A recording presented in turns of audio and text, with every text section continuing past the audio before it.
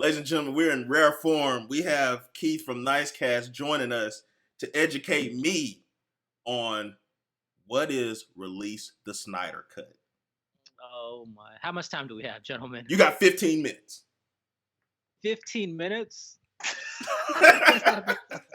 do what you gotta do. I may walk off to get something to drink. Do what you gotta do. We just finished. We just finished the episode. First, Okay. let me do this. I explained it as this, Tell me. and you'll hear it tomorrow. I feel like it's people out there that know that there's a Snyder Cut that exists, that is much better than the Whedon bullshit that we got for Justice League. 100%. And they want it. That's how I pretty much said it. That pretty much is the gist of it, to be honest. There's a lot more spicy details. I talked about his daughter too. Yeah. Well, your audience thus far, what do they lean more towards? I'm guessing there are a lot of MCU fans in general. And to be honest with you, I mean, the women that we talked to, I mean, they're just getting into comic book movies. You know, they just like comic book movies now because their boyfriends like them. So, nice. I'll be honest with like your average black person. I mean, that's just getting into it. They just enjoy it. This is how I like to think of this entire Snyder Cut thing. Is imagine who would we objectively say is the biggest hip hop artist right at now? The moment? Yeah, Drake, correct? Drake. Yeah. So imagine if Drake was working on this culmination of a 5-6 album arc that he had in mind. And then right towards the end, some messed up things happen where basically they say, all right, Drake, all the shit that you rapped, we're going to have Lil Pump come and rap all over it. And put that out and call it your album. We're going to still say that this is by Drake because ironically, if you go watch the theatrical cut of Justice League, in the opening moments when they have the opening titles, it has Zach's name on it twice. Usually you see it once, directed by, a film by. With that particular film, ironically, they have it twice. And you just got to watch the film. You know that there was a troubled production. Something was clearly wrong here. And there's a lot of personal details involved as well with his daughter unfortunately committing suicide and, you know, how much that contributed to him ultimately leaving the project, how much of that was sort of the PR spin because there were rumors that he was fired as well. So maybe, you know, the studio was like, well, you had this family tragedy happen. This would be a good time to remove yourself. Both parties go their separate ways.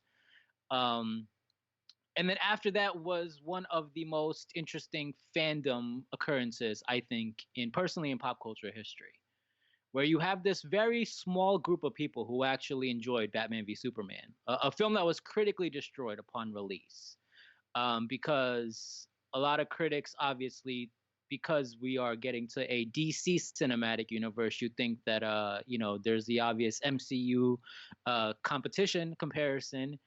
So it gets critically destroyed. That changes everything. Earlier this year, Zach had a film event in Pasadena where he actually, for the first time, flat out said that the studio completely lost faith in him upon the release of BVS. So then they said, okay, well, whatever you have coming for Justice League, we need to make it more audience friendly. And then he compromises, begins to do that.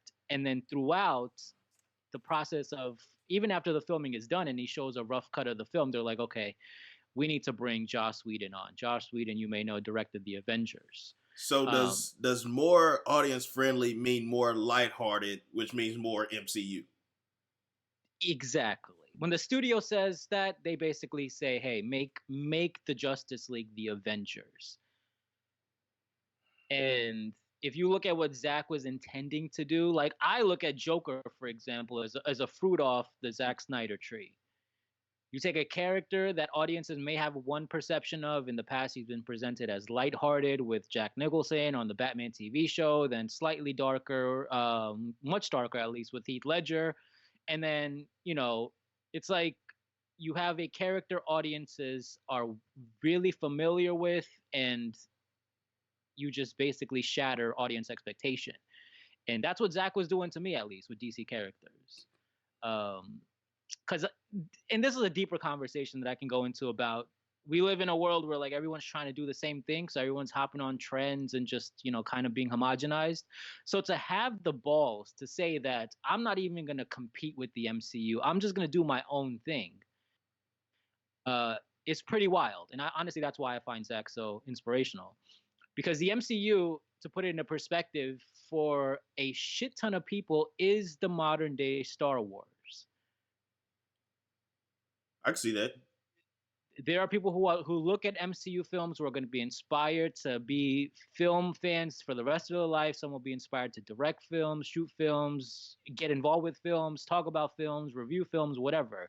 So to say that, okay, well, what they do is fine, but we're not going to compete with them, that says a lot. That says a lot about sort of, I guess, the audacity of Zack Snyder to say, fuck the MCU. I'm just going to take these superheroes and tell the story that I want to tell. But unfortunately, you have a huge movie studio with Warner Brothers, and you know, they have their own business interest. They're very. We spoke about this on examples where we said that things are just very much, you know, driven by analytics now. You know, things are all about numbers. And how can you pinpoint what is going to be successful, what's not going to be successful? Well, what's the stats looking like? What are the audience? What are the focus groups saying? So yeah, that's where we are. So this entire week, since today is a 2-year anniversary of the theatrical Justice League coming out, this entire week, basically on Twitter, they've had every single day represent a different character. And Zach has been on Vero teasing behind the scenes pictures that have never been shown before. So today is the last day of that event. And as of right now, there are 319,000 Release the Snyder Cut tweets. Hashtag Release the Snyder Cut. And what really set that off just recently was Gal Gadot, who played Wonder Woman. She posted on her Twitter and Instagram. So that gave it a boost as well. So this is crazy to me because like Warner Brothers can be like, bet, boom, going to theaters, 2 weeks, see you there. And bro, they're going to make a killing. They got HBO Max coming out, and Disney Plus is on their ass. And they are holding this very close to the vest, I think.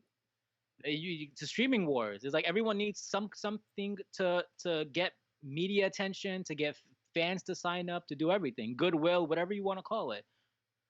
Because I think we also spoke about this, or maybe I was speaking about how brand loyalty is kind of dead, right? So it's like no one really gives a fuck about Netflix per se. They're just gonna go to whoever has the best content. What's hottest at the moment? What's hottest at the moment? Netflix gave everyone the freaking blueprint, and no one gives a fuck because there's no brand loyalty anymore. It's not the age for that. Disney Plus basically came in and did like they appled Netflix and Samsung. Yeah, you've been doing this. I'm gonna tweak it a little bit and flip it. And I'm gonna make it substantially cheaper as well. Make that shit $7 a month. After you just lost a whole bunch of people for your price increase. Excuse me. Yeah, Netflix is cutting big ass checks, man. I know why their price is going up. They're cutting big ass checks for a lot of these shows and for a lot of these exclusives. So it makes sense. I don't know how long I'll hang on, but I mean it is what it is. I do remember when Netflix was, I think, just $8.99 or $7.99 as well. But I mean, you know, the influx makes sense. It's wild. And it's funny that you brought up Gal Gadot. Because if you like go through a lot of her threads, a lot of Release the Snyder Cut cats, they were on her ass about not supporting Zach for a long time. Yeah. So I think that's a part of the reason why she jumped up and was like, okay, let me let people know. Like, I mean, if it wasn't for Zach, I'm sorry, man, I wouldn't know who Gal Gadot was. I just wouldn't. Like, I didn't watch Fast and the Furious. Same. And when I saw that she was casted, I was like, not sure if she could do it. Yeah.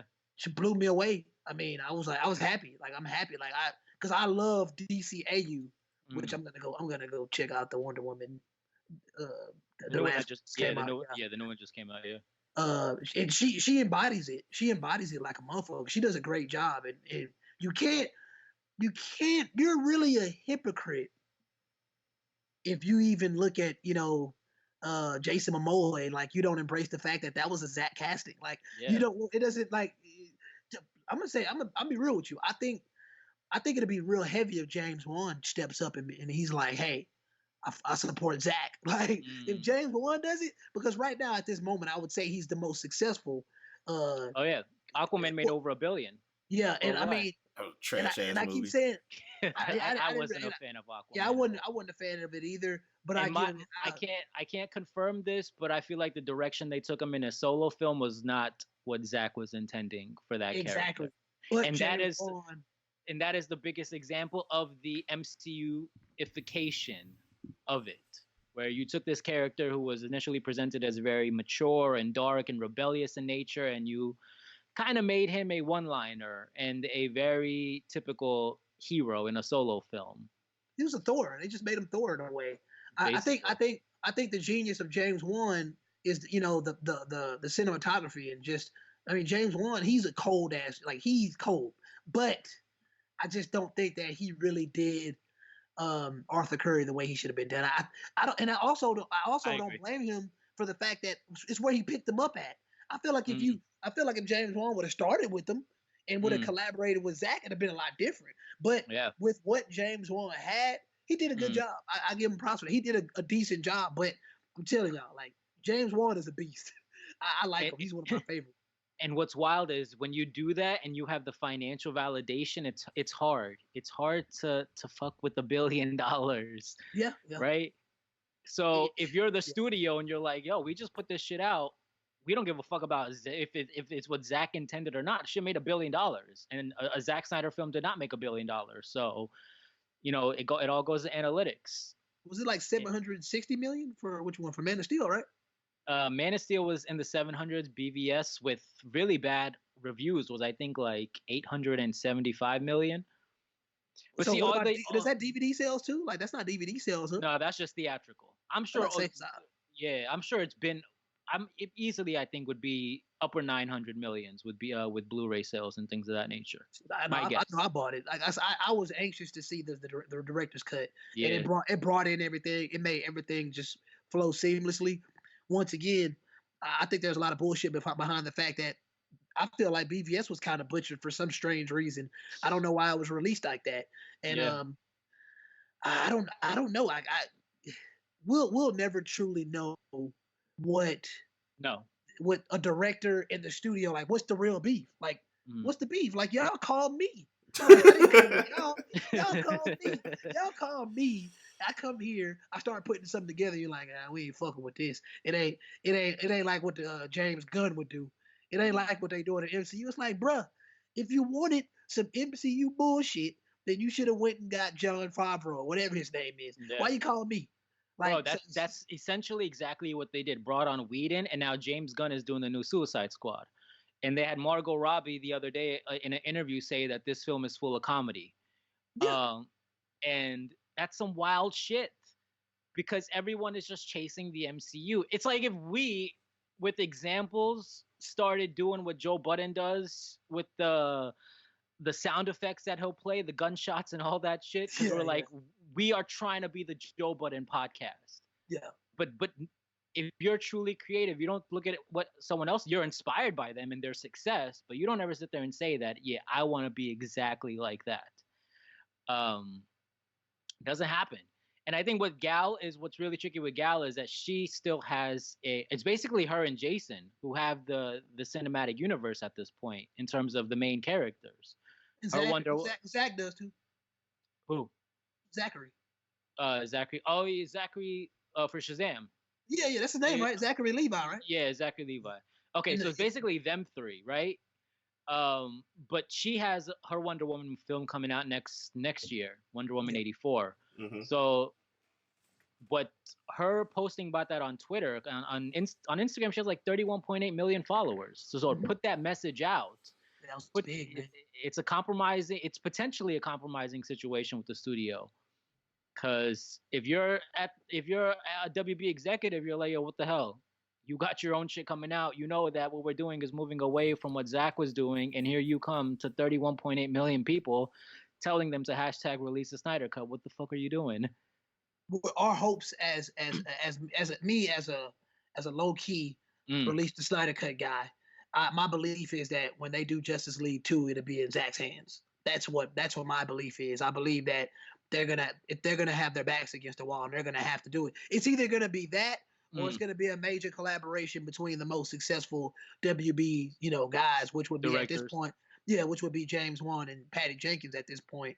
Because I don't think Shazam was in the 700s as well, right? Nah, Shazam was, I think, totally 300 million worldwide. Man, I like Shazam a lot too. By the way, I never watched Shazam. Like I said, it's put it like this: Shazam better than Suicide Squad. Yeah, sure, better than Aquaman to me. And I would put it up there with the Guardians film. Okay. But the reason I like Guardians films better is because you have more characters that have more personality. To me, the only person I really enjoyed were the kids. Like, I just really didn't care for Zachary all that much. But then everybody, Jay, you just got to watch it because a lot of people love the ending, not the end, because the after credits were horrible. The after credits were an insult, but the ending is for. I'm just saying they were. But the end of the movie, it kind of gives you that fan servicing like Endgame did, and it was fine. And then there's a particular woman in there that is she's highly likable as well. So it's worth watching for the end. It's worth watching for the end. I believe I know who you're talking about. Oh, Are her initials MG by any chance? Yes, they are. You're so predictable, Welly. Come on, man. You're supposed to be the anti-woman person here.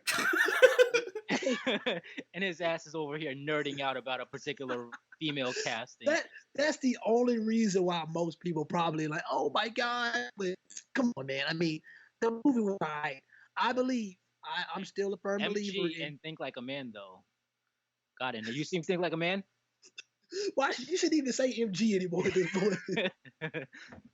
Nah, Jay's still lost. No, I'm not lost anymore. I was until you said think like a man. I'm caught up now. Okay. I'm caught up now. Spoiler. The way my mind works, I started thinking like Hispanic women. Okay. Oh yeah. But then when you said think like a man, I was like, okay, I'm here. I don't know. I might check it out tonight, depending on who's playing this late game and if I want to watch it or not. Yeah. I don't know who's playing late game. But yeah, man, all in all, I think comic book movies are going in a weird direction, though. Bottom line. Very weird direction, gentlemen. Yeah, but see, like WB, they just got to put it out. There's enough demand for it. 326,000 tweets is no small feat about a particular movie and the passion behind that, right? So you got a streaming service coming out with HBO Max. Put the shit out. Day one. Do it. Could you even do a documentary style? Or you gotta release the movie? You gotta release the film. Okay. Because the money that it would take to finish that, because that was initially the conversation, is that it still had a whole bunch of unfinished visual effects. Because the wild part about Justice League, they reshot this entire film during the course of a summer. As soon as Whedon was brought on, essentially during the course of an entire summer, they reshot this entire film. And Henry was shooting Mission Impossible 6. And Henry was shooting Mission Impossible 6, so he had the mustache. Right. So I remember that. When you factor in the logistics, right, if you go watch Justice League, you'll see how bad he looks, because clearly there's something wrong with his fucking lip, because they CGI'd out the mustache. But they had no reason to do that, because all his original Zack Snyder scenes were shot without a mustache, because he hadn't started Mission Impossible at the time. So they cut out all that.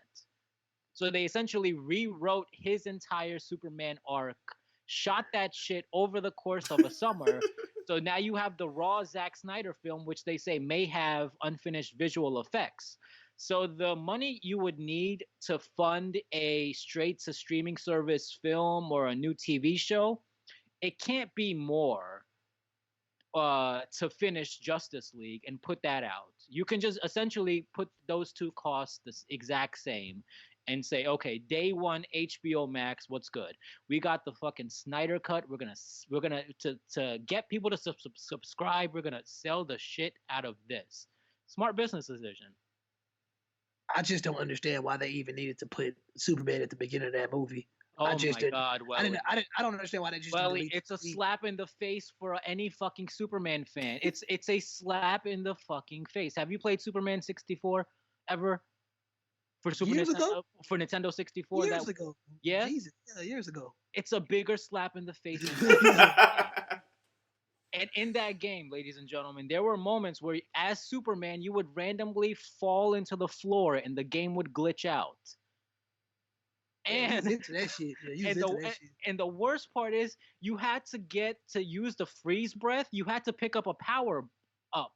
You couldn't even use your freeze breath at any goddamn time. You're fucking Superman. You remember that shit like it was yesterday.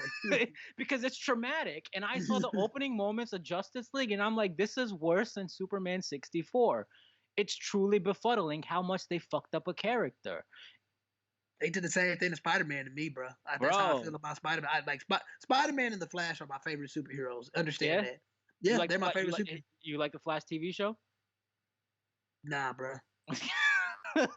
I did like the first two. I put my son on it. My son watches it faithfully. I don't fuck with it no more. I like the first 2.5 seasons, but now I'm just kind of like, come on. Yeah, bro. The Arrowverse is it's a little bit cringe to me, though. I can't really embrace it. I don't knock people that fuck with it, but I mean, I'm just too old for that shit. It's not for me, dog. We're not the audience. Nah, and that's fine. That's fine. And when you say too old, that's kind of what I think about Tom Holland's Spider-Man. I'm like, what if we're just not the audience for this? But then I think about me at like 13, 14, 15, and I'm like, I'm pretty sure I still would have found this shit trash. Like, what is he doing? But see, but you say that, but look how they grew Toy Story with that audience. Like, see how they grew Toy Story with us. You can grow Spider-Man with the core audience that basically brought him to the game. Yeah. Is this being recorded? Yes. Okay, I'm gonna watch Frozen 2. I like how you checked to see if it was recorded first and then said that. I'm just letting it be known. Like, I enjoyed Frozen 1, and I don't enjoy Tom Holland. I don't know the audience shit. You could even make the argument Into the Spider-Verse wasn't for the adults, but I love the shit out of that movie. That's the best Spider-Man movie I've ever seen. That was a great storyline. That storyline was impeccable. Yeah, I don't think there's so much you could do with animation. And once again, that's why I enjoy the DCAU a lot. Like, I mean, when I saw I watched Flashpoint 7 times because it was that great to me. And when I heard that they were trying to do Flashpoint on the big screen, like they talk about Ezra doing Flashpoint, I'm worried. I'm scared because I think they're going to destroy it. With what I've been seeing, I'm like, y'all need to leave that alone. Because they can't go onto the big screen and be like, wait, Superman was evil? Grow a pair. He turned evil because Lois died. Because Darkseid freaking boom tuned into the Batcave and killed Lois, and it was Bruce's responsibility to protect Lois. That was gonna be the arc, and we fucking had it. I'm gonna say this also. I'm a Johnny Depp fan, so y'all don't know what I would do to see Gal Gadot her head off. Y'all know what I'm talking about. I pay for that. I paid to see Wonder Woman take her fucking head off. Bro. That would be beautiful. That would be cinematic brilliance. I would pay for that. Just to hold it out there with the sword in her hand. Oh man, like I'd pay for that. But I also fuck with Ezra Miller. I like that casting. Josh Whedon ruined him. People need to understand something. Even with the Arrowverse, even though I think Grant Gustin is kind of cheesy, man, the Flash is a very serious character. In the comic books, that's the one person that Batman actually fucking looks up to. Like, he's like, that's the Boy Scout. Like, I respect him heavily. Like, Flash is an amazing character. Yeah, like they're like, no, Flash is the truth. And I mean, I'm not gonna say he's ruined yet, but he definitely is a cornball. Bro, they've gone through what, 5 directors now at this point for that solo film. You guys saw he's the director now, right? The guy who did It is the director now. It too. Oh yeah, it sure is. Yes, Fischetti. Yeah, that's right. And you guys saw the film Dope? Yep. With Rick, I can't pronounce his last name. Famu Yawa. I didn't know that was his name. That's his name. He was originally slated to direct the Flash solo. Okay. But Ezra's still writing it though, right? Supposedly, who the hell knows? They fucked the entire universe up because, like I said, it all goes back to BVS coming out, getting destroyed critically, and that's it. That changed everything. And here's the wild part, is that you can still, at least in pop culture, bring up BVS, right? And it'll still incite passionate opinions and conversations. Of course. So if you wait, does it really? Because when's the last time? I know you've done this.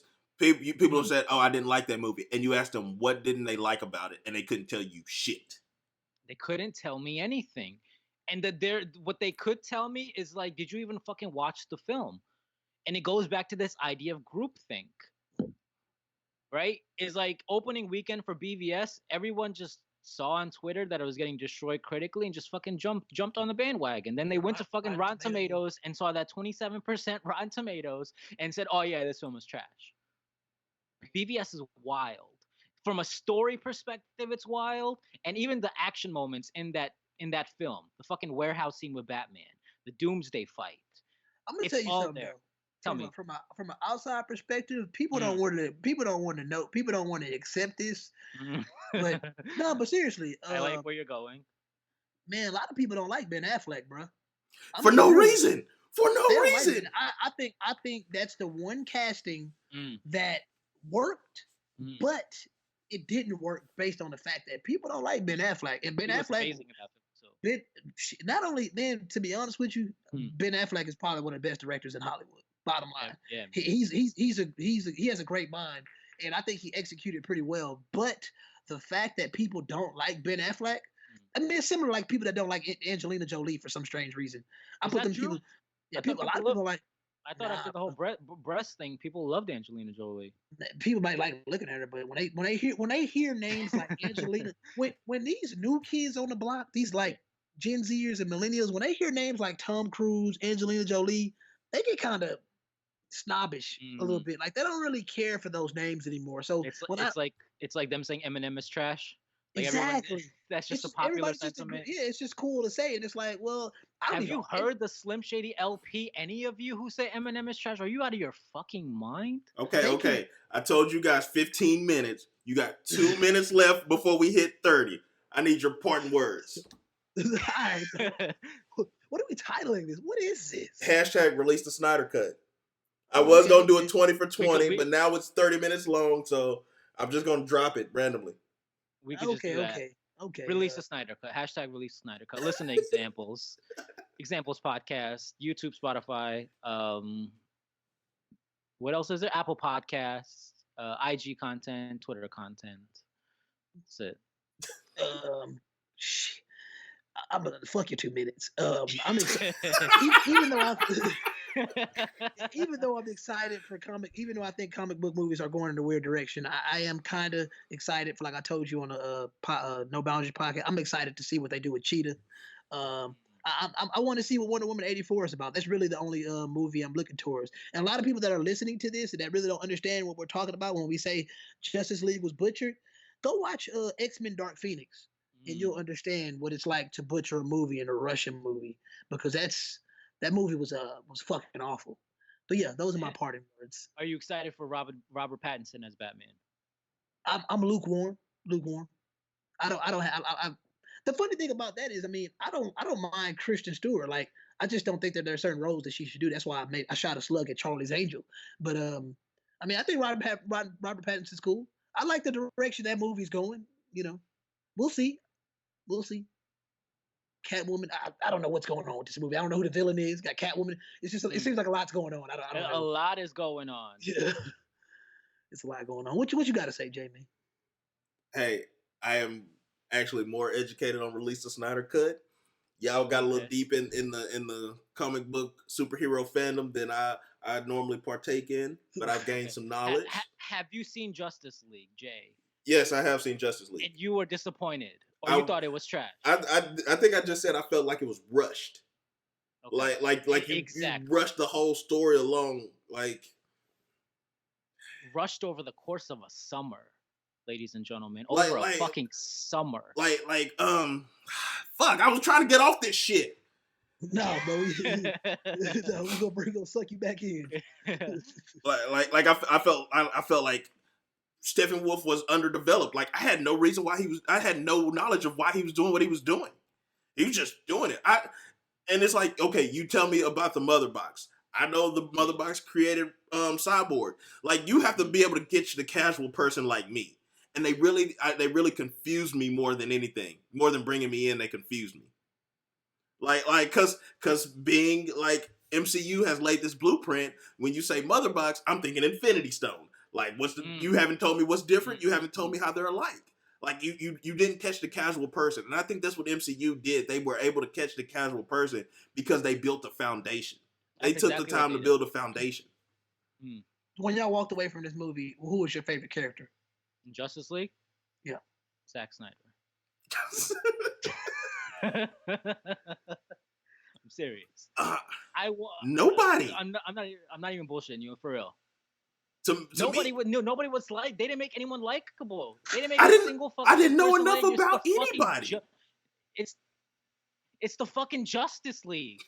What are we fucking doing here? Honestly. The funny thing about that, I feel the same way as y'all, but for some reason everybody walked away like in Cyborg. Never really understood that. So I didn't know enough about it. A lot of people walked away. A lot of casual fans walked away talking about, man, they should have did more with Cyborg. I don't know if he's because he was just black, but a lot of people, they liked him. It was interesting. And what Zach initially intended, he got into it a little bit this week, is that he wanted Cyborg, how he said it was, he wanted it to be the heart of the film. So he had a lot more planned for Cyborg. His heart is definitely the film. He's the Mother Box. And then they had this Flash and Cyborg team-up film that could have been really important as well and really special. That didn't end up happening. There was so much shit that fell apart. It's just so disheartening. Like I would have, let me tell you things I would have liked more of in Justice League. I would have liked more of the playoff Flash and Superman speed. Jay, I have to cut you off. There has been an update. And you wanted to end this podcast episode. You would have missed this update. Ben Affleck has tweeted, #release the Snyder Cut. This shit is about... This is about to become... By tomorrow morning, there may be over 1 million tweets about this. Over a fucking million tweets. We are witnessing one of the, if you're listening to this right now, we are witnessing one of the craziest pop culture events in history. There was so much fucked up shit that happened with this film, and it's just been one passionate fan base, a small passionate fan base, who has over 2 years hyped this shit up to this point. Ben Affleck has tweeted, "Release the Snyder Cut." Yo, this is for your people too, to an extent, Keith. I'm gonna be honest with you. Like, they want to hear you talk about this shit. They love coming at you when you talk about this shit. They like it. They say they hate it, but they love it. So I don't know what you want to do with it, but you need. I myself don't know. Now that you asked me about that, I don't know, bro. It's like, you know what the wild part is that you can talk about something, right? Like Stephen A. Smith can talk about sports all he wants and make $8 million from ESPN, right? And does anyone ever look at Stephen A. and say, you just talk about sports, you don't fucking play sports, you just critique basketball, you don't play basketball? I will sit there and try to distinguish myself from people that review films and do shit. You know what they say? You don't actually create anything, you just commentate on it, as if there's no value in commentating. And that shit was fucking with my head for a really long time. Like I want to write a script now, and I want to start seeing if I can direct some shit, like a short film or something. But it really fucked with my head. So I'm like, all right, fuck it. I'm not gonna talk about any of you pop culture shit anymore. Now I'm just gonna sit here and make my own shit. But like you said, will suck you back in. It will suck you back in. I think it's your lane, and I personally think that you shouldn't get off the lane for a bunch of weirdo kids in their basements beating their meat to MCU films. Sorry. Yeah, I don't know, man. But yeah, man. I guess I gotta go watch Justice League again. Not. That's all. That's all I got, man. Yeah, man. Batman v Superman is a masterpiece. No Boundaries is one of the best podcasts on the internet. Examples podcast is pretty great itself. We got some wild shit that we're doing there. And as Jay would say, the Nice Cast is just lukewarm trash. I didn't say lukewarm trash. I say medium okra. You say that about yourself, that you're lukewarm trash. That or medium okra, one of the two. But anyways, Thank y'all for joining us for this. I don't even know what the fuck we're calling this except hashtag release the Snyder Cut. It's Jay. It's Welly F. It's Keith. It's the Nice Cast. It's No Boundaries. It's Examples. Thank you all for having me. Fuck you, Will. We out. But ever since the dawn of civilization, people have craved for an understanding of the underlying order of the world. There ought to be something very special about the boundary conditions of the universe. And what can be more special than that there is no boundary?